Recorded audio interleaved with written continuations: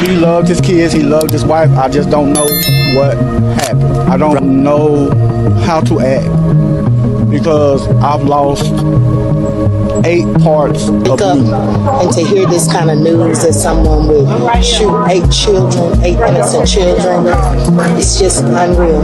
The image of a man who loved his children and his wife is the one the world saw first. Those who knew Shamar Elkins described a person who appeared dedicated, a man who seemed to have his priorities in order, and someone who was present for the milestones that define a family. But the reality that emerged on a Sunday morning in April was so disconnected from that image that it left an entire community questioning the nature of human perception. To wake up and hear that 8 innocent children had been lost is a weight that defies conventional understanding.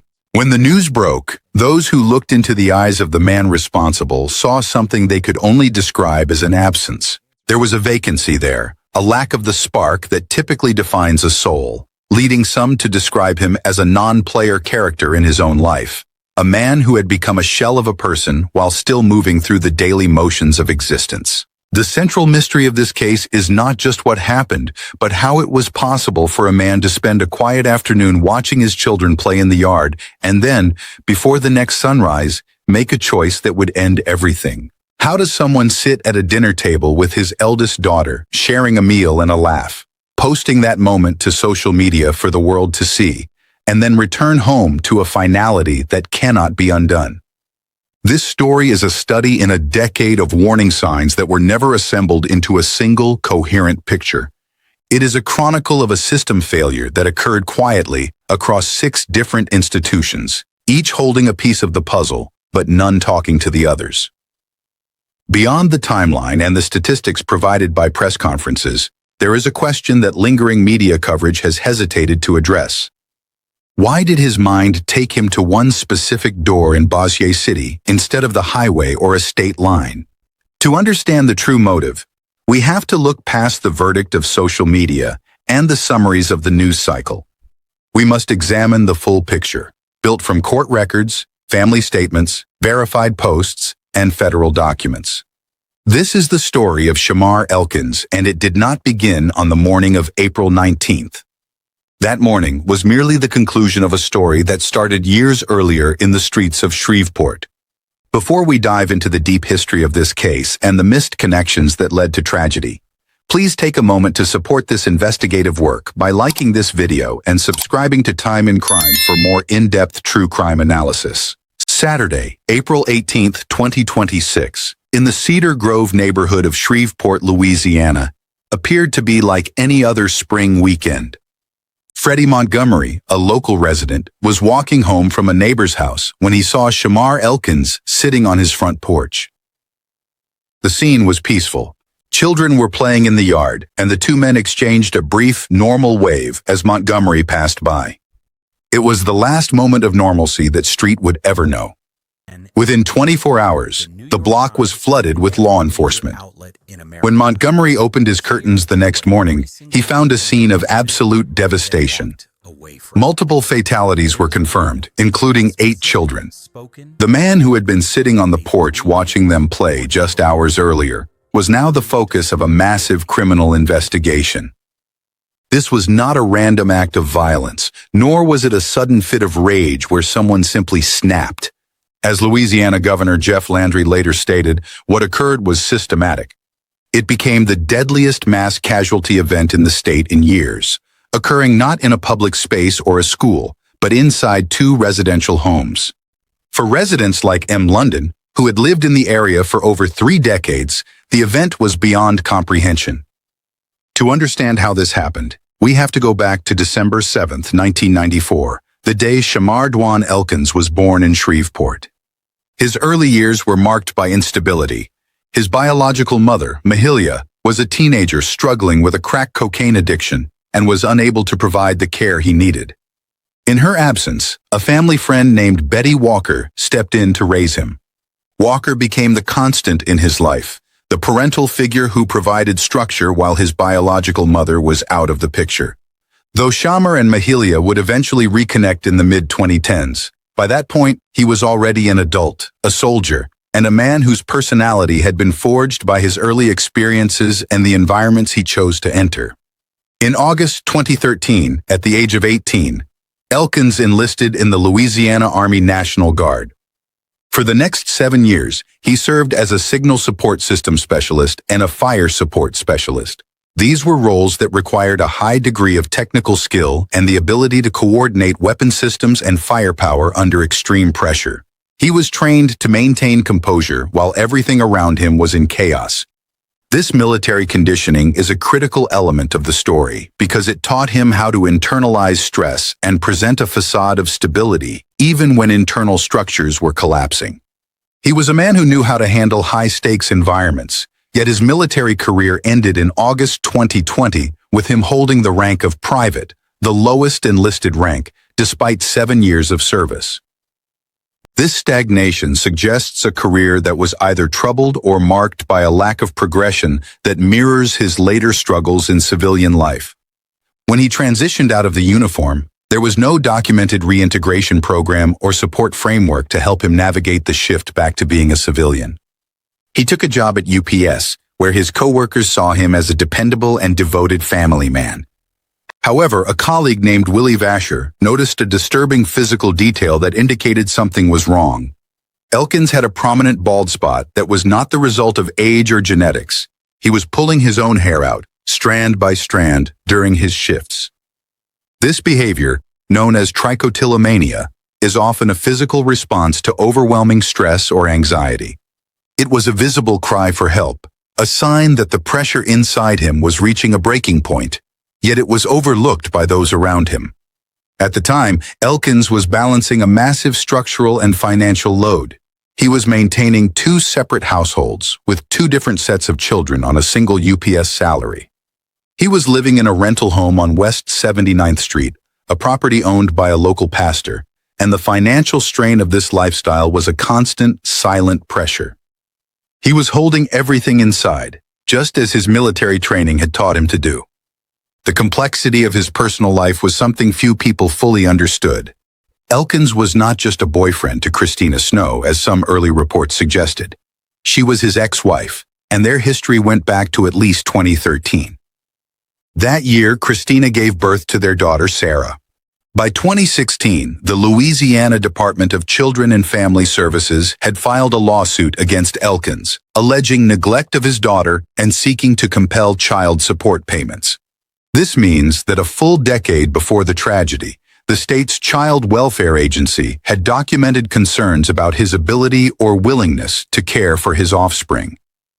In 2017, a judge granted joint custody following a formal petition, but these legal interactions remained isolated incidents in his record, never connected to the other warning signs that were beginning to emerge. Christina's own social media history from 2015 and 2016 revealed a relationship filled with distress, including public posts where she expressed regret over ever meeting him. Then there was Shaniqua Pugh, the woman Elkins married in April 2024. Together they had 4 children and lived at the home on West 79th Street. To the neighbors, they appeared to be a standard family unit. Shaniqua was described by her uncle Lionel Pugh as a mother whose entire world revolved around her children. However, the marriage was far from stable. Betty Walker later confirmed that the relationship was plagued by accusations of infidelity and constant tension over money. As early as 2023, before they were even married, Shaniqua had considered leaving him. When she expressed this, Elkins made a direct threat, telling her that if she left, he would end her life, the lives of their children, and his own.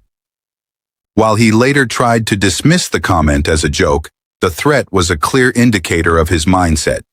Shaniqua stayed, and they married, but the threat didn't vanish, it simply waited. The pressure cooker reached a critical point when Shaniqua eventually filed for divorce, citing infidelity. A court date was set for April 20th, 2026. This meant that on the morning of April 19th, Elkins was less than 24 hours away from the legal dissolution of his marriage and the potential loss of the family structure he had fought to maintain, however precariously. His brother-in-law, Troy Brown, confirmed that the impending court date was a significant factor in Elkins's mental state. In the months leading up to this, the digital trail he left behind became increasingly dark.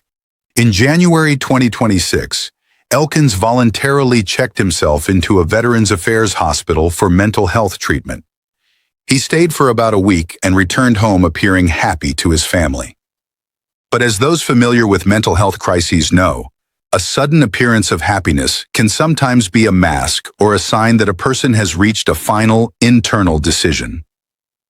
Troy Brown tried to keep Elkins grounded, engaging him in daily activities like playing cards or going for walks, and even asking if he needed to return to the hospital.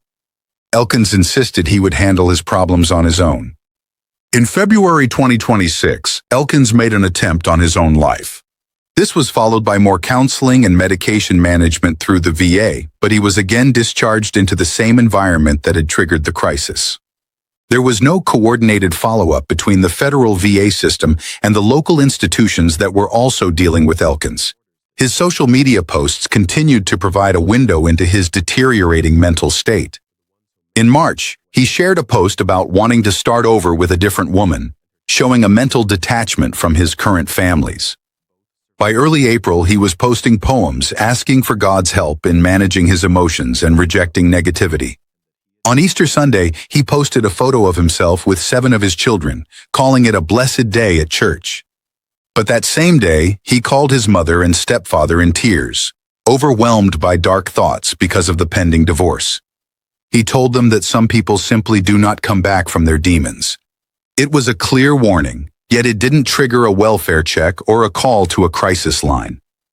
His family, like many others, hoped that the moment of darkness would pass. 2 days before the shooting, he posted a final image of his eldest daughter at dinner.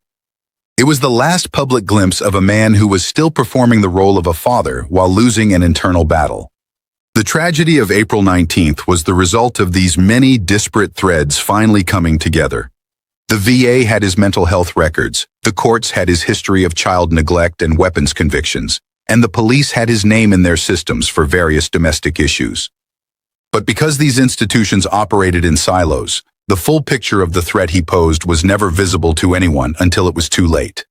This concludes the first part of our deep dive into the case of Shamar Elkins. We have examined the childhood, the military service, the fractured relationships, and the systemic failures that set the stage for one of the most devastating events in Louisiana history. There is much more to uncover as we look at the specific events of that Sunday morning and the contents of the journal that revealed the final motive. In the final days before April 19th, Troy Brown was watching a man he no longer fully recognized. Not angry, not hostile, desperate. Brown told reporters that Elkins kept repeating the same words over and over, expressing that he could not bear the thought of losing his wife in a way Brown described as unlike anything he had ever heard from him across all their years together. This was not the composed man that co-workers described at UPS. This was not the face that had presented as happy after the January hospital discharge. The military conditioning that had kept the internal reality hidden for years was beginning to break down under the specific weight of what was coming. The April 20th court date was sitting over everything like a clock that could not be stopped. And the man closest to Elkins in those final days could hear something in his voice that he had never heard before. Crystal Brown, a cousin of one of the injured women, confirmed to the Associated Press that Elkins and Shaniqua had been actively arguing about the separation in the days immediately before the shooting. The tension inside that household was not quiet. It was building. It had a direction. And the fixed point toward which it was moving was a court appearance scheduled for the following morning that would make the end of that marriage a legal and permanent reality. Retired FBI supervisory agent Jason Pack analyzed this case publicly and gave a name to what the documented evidence was showing. Cases like this, he explained, follow a pathway to violence, not a snap decision, not a moment when something breaks without warning. A process. A specific grievance builds incrementally until it becomes the center of everything the person is capable of thinking about. There is no cognitive room left for anything else. The divorce was the exact trigger Elkins himself had named in 2023, the year he made the threat he later called a joke. The court date was the fixed point on that pathway that his mind had been moving toward ever since. There is one detail that almost no coverage of this case reported. According to a since-deleted Facebook post written by Michael Mayans, Elkins's former commanding officer in the Louisiana National Guard, Mayans had spoken with Elkins about the possible divorce the day before the shooting. The man Elkins would later drive across a state line to reach in his final hours had a direct conversation with him about the exact thing that was destroying him 24 hours before April 19th. That conversation happened. It is documented in Mayans' own words from his own account. And then the evening continued. That same night, Elkins took his eldest daughter to dinner. Just the two of them. He posted a photograph of the moment online. He came home. Troy Brown left for work at 9 o'clock in the evening. Elkins was calm when Brown walked out the door. The house was quiet.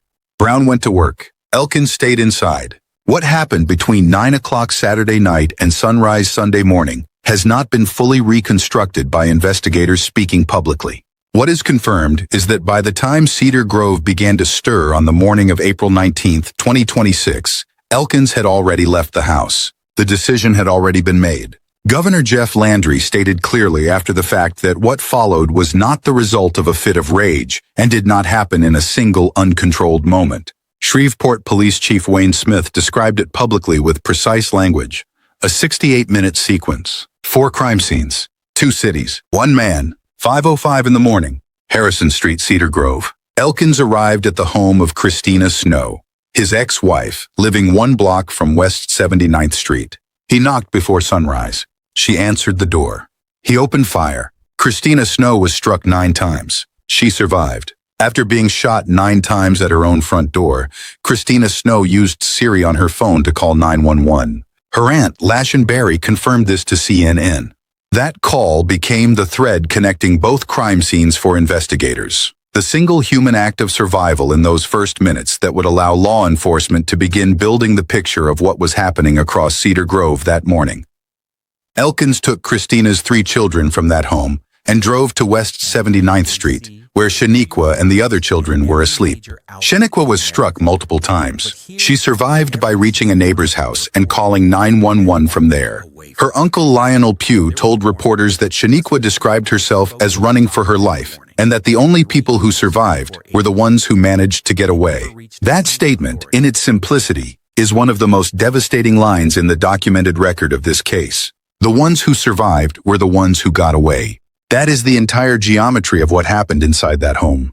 Kosha Pugh, Shaniqua's sister, and her 12-year-old daughter escaped to the roof and jumped. Both survived. Kosha called a family member while it was still happening. She told them that the children had been shot, that he had taken their lives. She made that call from a roof, having just jumped from it, while it was still unfolding below her. 7 children were found inside the home on West 79th Street. 1 was found on the back roof, having attempted to get out. A 9th child survived jumping from the roof with broken bones. 2 houses down, neighbor Liza Deming's security camera captured Elkins leaving the property, running, with 2 gunshots audible on the footage. Deming later told reporters she saw him running out of the house before any cars left and that when she went outside, she saw a covered child on the roof of the home. That security footage did not require interpretation. It recorded the last seconds of what had taken place inside and the first seconds of what was about to move across 2 cities. At 6:15 in the morning, Elkins seized a red Kia at gunpoint near Linwood Avenue. Officers tracked it moving south on Interstate 49. By 6:18, it was crossing the Red River Bridge into Bossier City, 15 miles from Cedar Grove. This is the detail that almost no outlet properly reported. Elkins did not drive randomly. He did not take the highway north. He did not drive toward a state line. He did not move without a destination. He drove directly and deliberately to the home of Michael Mayans, his former commanding officer in the Louisiana National Guard. In his since-deleted Facebook post, Mayans wrote that when his security cameras activated and he heard a familiar voice at his door, he opened it without knowing what had happened that morning in Cedar Grove. He wrote that Elkins had come to him seeking the safety and security he had always associated with Mayans as a trusted figure and mentor from his years in the Guard. Hold that for a moment. After 68 minutes across 2 homes, after 2 women shot, after 8 children, after seizing a vehicle at gunpoint and crossing the Red River Bridge, after everything that had happened between 9 o'clock Saturday night and 6:15 Sunday morning, The one place Elkins's mind reached for was the door of the man who had represented structure and safety during the years he wore a uniform. The military was the last framework Elkins had inhabited that provided external order when everything internal was collapsing. And when the internal collapse became total, when every other structure in his life, the marriage, the finances, the mental health support, the family relationships, had either failed or was in the process of dissolving, the mind went back to the last place it had known something resembling certainty. That destination is not random. It is the most psychologically revealing detail in this entire case. It is the answer to the question that opened this account. Why, after everything, did he drive to one specific door in Bossier City? Because Mayans represented the last version of safety this man's mind still held on to. And it was the only place left to go. As officers arrived at the Bossier City location, Elkins reportedly took his own life with the carbine he was carrying. Louisiana State Police are still formally investigating the cause of death and have not released their final findings. At 7:03 in the morning, Shamar Elkins was pronounced dead on Brompton Lane in Bossier City, Louisiana. Louisiana State Representative Tammy Phelps stood at the West 79th Street scene and told reporters she could not begin to imagine what the officers and first responders had faced when they arrived at that location. The Caddo Parish Coroner's Office ordered autopsies for all 8 children. Shamar Elkins should not have been able to touch a firearm. That is not an opinion. That is Louisiana law, written into his own court record years before April 19th. His 2019 weapons conviction carried a mandatory 10-year firearms prohibition. He was legally barred from possessing any weapon until 2029. The system had already made that determination in writing, had attached it to his name, had put it into the documented record. And that prohibition existed as a legal reality on the morning he used a weapon to end 8 lives. So the question is unavoidable. How did he get one? The ATF and Shreveport police traced the Mossberg pistol used that morning to a 56-year-old Shreveport man named Charles Ford. The chain, as laid out in federal court documents, begins with a woman who legally purchased the firearm and gave it to Ford, himself a convicted felon, to hold while she was hospitalized. Ford kept it under the seat of his truck. He later told investigators he believed Elkins had taken it from him. When ATF agents first interviewed Ford, he denied ever having possessed the weapon. He later reversed that account entirely and admitted to possessing it. That reversal became his second federal charge. Ford was arrested on April 21st, 2 days after the shooting. He faces up to 15 years for the possession charge and up to 5 years for the false statement to federal investigators.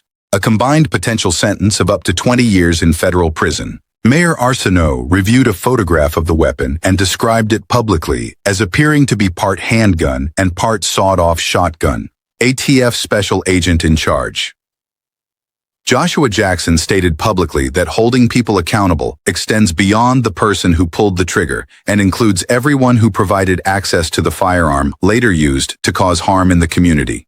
3 hands, 1 weapon. 0 alerts from any system that had his name, his conviction, and his 10-year firearms prohibition on record. Now consider the complete picture. Not a single failure. A series of them, connected, sequential, and collectively devastating in a way that no single institution could see from inside its own walls. In 2016, the child welfare system had his name on a neglect case involving his own daughter. In 2019, the court system processed his guilty plea on a weapons charge and attached a 10-year firearms prohibition to his record. In January 2026, the Veterans Affairs system admitted him for mental health treatment. In February 2026, his family knew he had made an attempt on his own life. In the weeks before April 19th, his brother-in-law was actively working every single day to keep him stable inside the same house. The Shreveport Police Department confirmed his name was already in their system before that Sunday.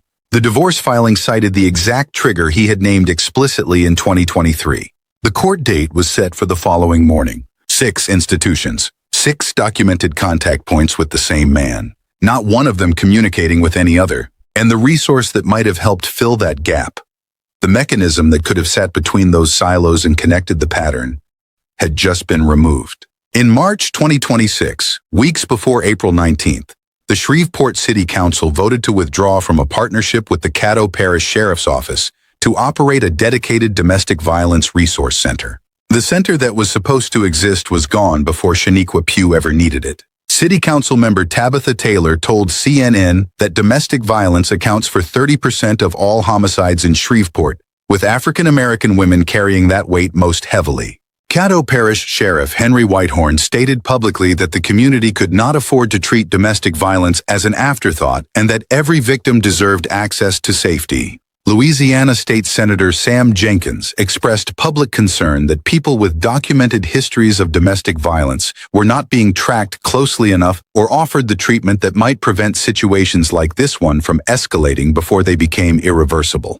Pennsylvania State University professor Catherine Spearman, who researches domestic violence and child abuse, analyzed this case directly and concluded that systems must learn to recognize these patterns as risk factors before tragedies occur. Not after, not in hindsight, not while standing at the edge of what cannot be undone. Before, while the pattern is still forming, while there is still time to act. The pattern in this case was documented. It was visible across multiple institutions simultaneously. It was never assembled into a complete picture by anyone with both the full information and the authority to act on it. The question this case leaves behind is not whether the system failed. The record is clear on that. The question is which specific door, opened differently, changes how April 19th ends. The 2016 neglect case handled differently. The 2019 conviction, followed by an actual confiscation of any weapons in his possession. The 2023 threat, formally reported rather than privately absorbed. The VA discharge following his suicide attempt, coordinated with the court system and the police department rather than processed in isolation. The March 2026 decision to remove a domestic violence resource center from a city where domestic violence drives nearly a third of all homicides. Any one of those doors, opened differently, may have changed the outcome. The documented record shows that none of them were.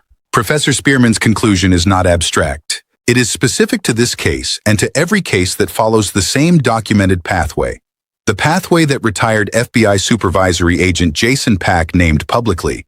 The pathway that builds from a specific grievance, narrows the cognitive field until nothing else exists, and moves toward a fixed point with the methodical progression that Governor Landry was describing when he used the word systematic. Systematic is not a word that belongs only to the crime. It belongs equally to the failure that made the crime possible. On April 20th, 2026, the morning that was supposed to be a court date became something else entirely.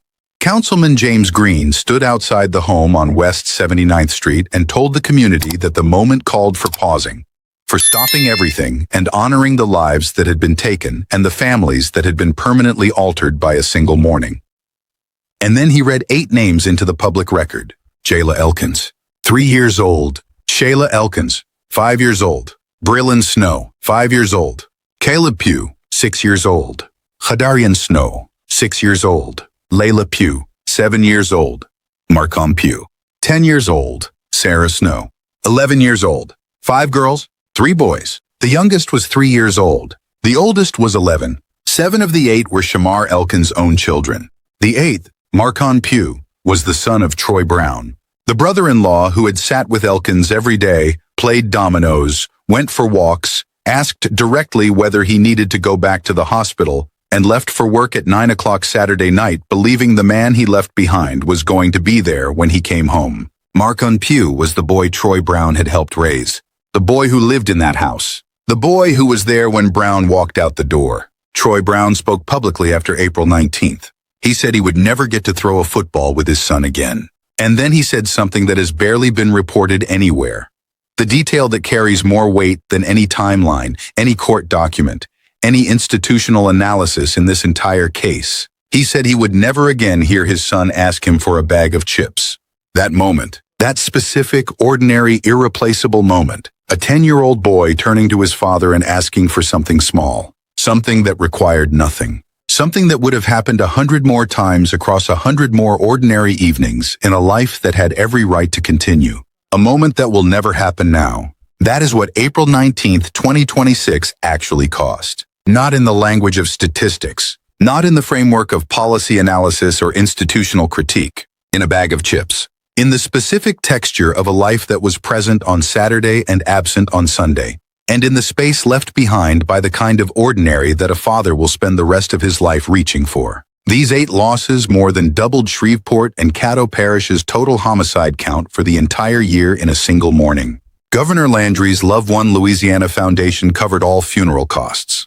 The Community Foundation of North Louisiana launched dedicated survivor funds. On the evening of April 20th, hundreds gathered for a candlelight vigil outside the single-story house on West 79th Street. Mourners laid flowers at the edge of a property that had held a family the week before. Community advocate Kimberlyn Jackson stood at that vigil and told those gathered that moments like this remind people to hold their children close and tell them how much they are loved. Because life offers no guarantees, and the ordinary moments people move through without thinking are the ones that matter most when they are gone. The following morning, Caddo Parish School Superintendent Keith Burton described what he witnessed at one of the schools the children had attended. A kindergarten classmate of one of the victims walked silently down a hallway. She said nothing to anyone. She did not ask for directions.